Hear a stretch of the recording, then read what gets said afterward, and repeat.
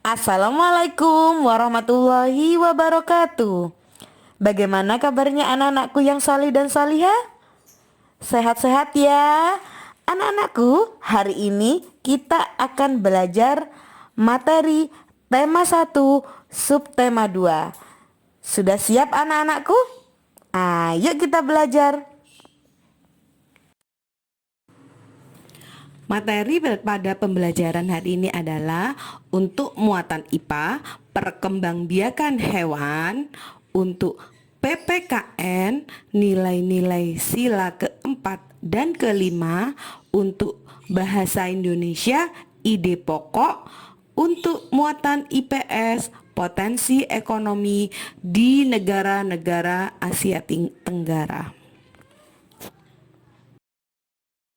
Gajah putih dianggap suci oleh beberapa negara di Asia Tenggara, seperti Myanmar, Kamboja, dan Thailand. Menjaga gajah putih adalah usaha yang sangat mahal, karena pemiliknya harus menyediakan makanan khusus untuk gajah.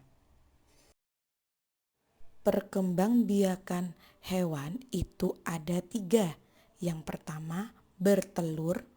Yang kedua, melahirkan. Yang ketiga, bertelur dan melahirkan. Hewan yang berkembang biak dengan bertelur memiliki ciri-ciri tidak memiliki daun telinga, mengerami telurnya, embrio atau calon individu baru tumbuh di dalam telur. Hewan yang berkembang biak dengan ovipar contohnya adalah ayam, ikan, dan katak. Ciri hewan yang berkembang biak dengan melahirkan adalah memiliki daun telinga, tubuh ditutupi rambut, embrio atau calon individu baru tumbuh di dalam tubuh atau di dalam rahim induknya. Contoh hewan vivipar adalah gajah, landak, lumba-lumba. Nah, sekarang tugas kalian cari ya contoh hewan vivipar yang lain. Ovovivipar adalah hewan yang berkembang biak dengan cara bertelur dan melahirkan. Jadi di sini embrionya itu tumbuh di dalam telur yang disimpan di dalam telur induknya. Setelah menetas, individu baru akan dikeluarkan dari tubuh induknya dengan cara melahirkan. Contoh hewan ovovivipar adalah kuda laut, ikan pari, ikan hiu, dan beberapa kadal. Nah, sekarang tugas kalian adalah mencari contoh hewan ovovivipar yang lain. Hewan-hewan yang ada di Asia Tenggara sangat membantu penduduk dalam kegiatan ekonomi. Ikan banyak dijual dan dikonsumsi. Hewan-hewan ternak banyak yang dijual di dalam negeri, bahkan sampai ada yang mengekspornya ke luar negeri. Yuk kita belajar lebih banyak mengenai kegiatan ekonomi di kawasan Asia Tenggara terkait kondisi geografisnya. Sudah siap ya? Sebagai negara kepulauan terbesar di kawasan ini, Indonesia memiliki ragam sumber daya alam yang sangat kaya. Saat ini Indonesia mengekspor minyak dan gas bumi, tekstil, dan produk-produk dari kayu. Pertambangan menjadi salah satu pintu masuk para pengusaha mancanegara ke Indonesia. Keindahan alam Indonesia pun merupakan daya tarik yang menjadi sumber devisa negara dari sektor pariwisata. Negara Brunei terkenal dengan kekuatan sumber daya alam yang berupa minyak bumi dan gas alam. Brunei menjadi negara di Asia Tenggara yang memiliki pendapatan per kapita tertinggi karena gas alamnya. Filipina adalah sebuah negara kepulauan yang mata pencaharian sebagian besar penduduknya adalah di bidang pertanian.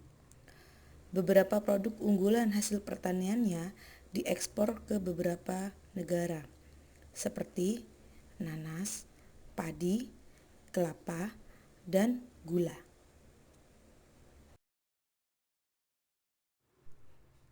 Di Kamboja mengalir Sungai Mekong. Daerah di sekitar Sungai Mekong merupakan daerah yang subur. Mata pencaharian penduduk Kamboja adalah sebagai petani. Hasil pertanian Kamboja yang besar adalah padi dan karet. Laos bertetangga dengan Kamboja, sehingga negara ini juga dilewati oleh aliran Sungai Mekong. Sama seperti di Kamboja, kegiatan pertanian banyak dilakukan di sepanjang aliran sungai ini. Kegiatan ekonomi utama penduduk Malaysia adalah di bidang pertanian, pertambangan, dan perindustrian. Pertambangannya menghasilkan biji timah terbesar di dunia. Di bidang pertanian merupakan penghasil karet terbesar di dunia. Produk dari kayu, minyak sawit, karet, tekstil, sepatu, dan bahan-bahan kimia diperdagangkan di dunia internasional.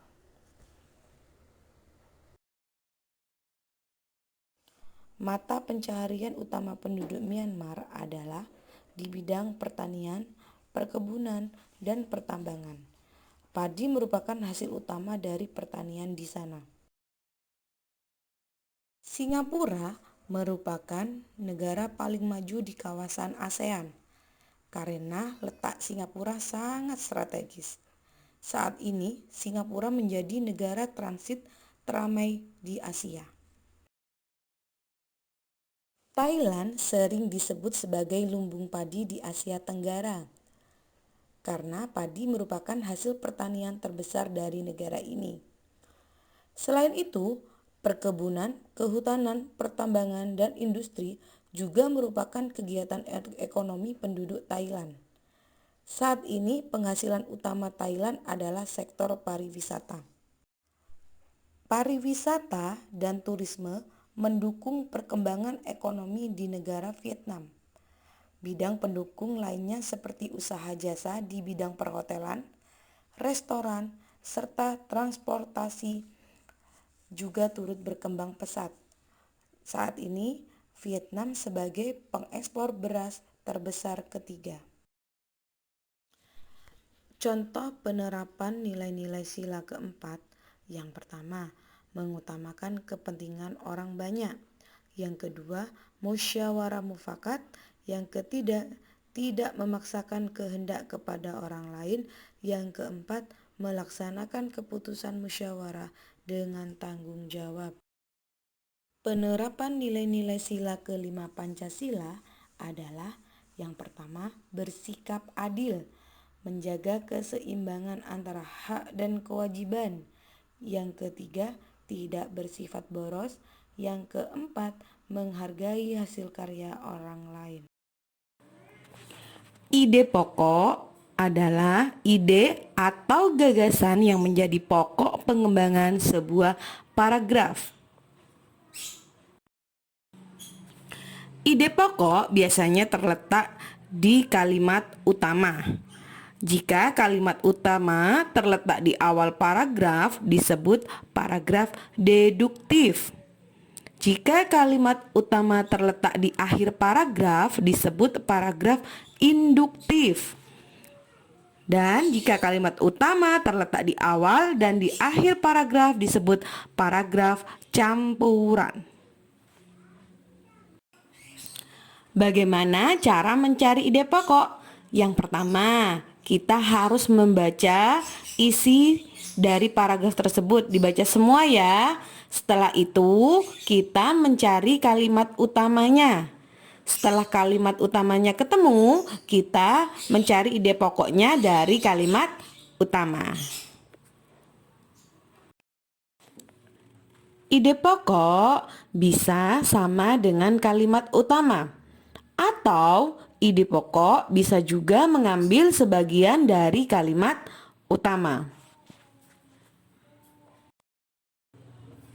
Bagaimana jagung berkembang biak?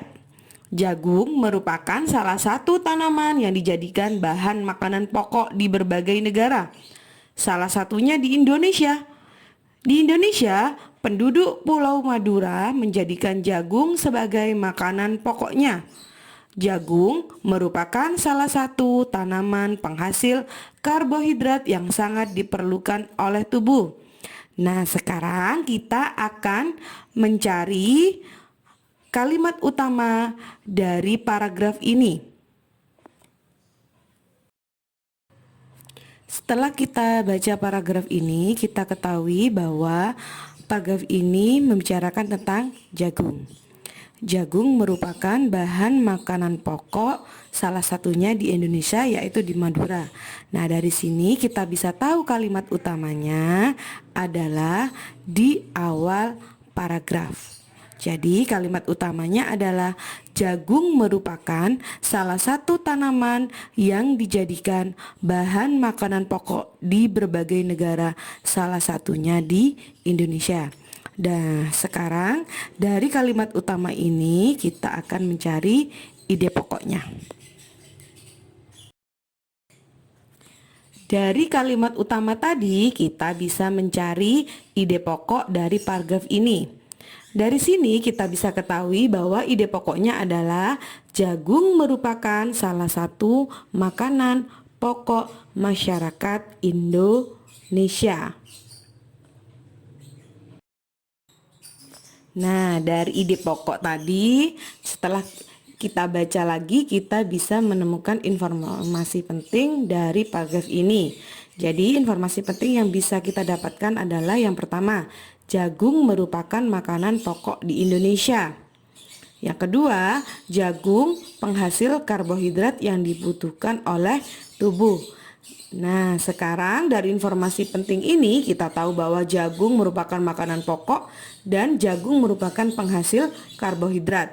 Nah, dari sini kita bisa membuat kesimpulan dari paragraf ini. Jadi, kesimpulannya adalah jagung sangat penting di Indonesia. Alhamdulillah pembelajaran hari ini sudah selesai. Anak-anakku harus selalu tetap semangat ya untuk belajar. Meskipun kita masih bisa belum bertatap muka, kita harus tetap semangat belajar. Semoga pandemi ini segera berakhir dan kita bisa bertemu kembali. Wassalamualaikum warahmatullahi wabarakatuh. Sampai jumpa anak-anakku.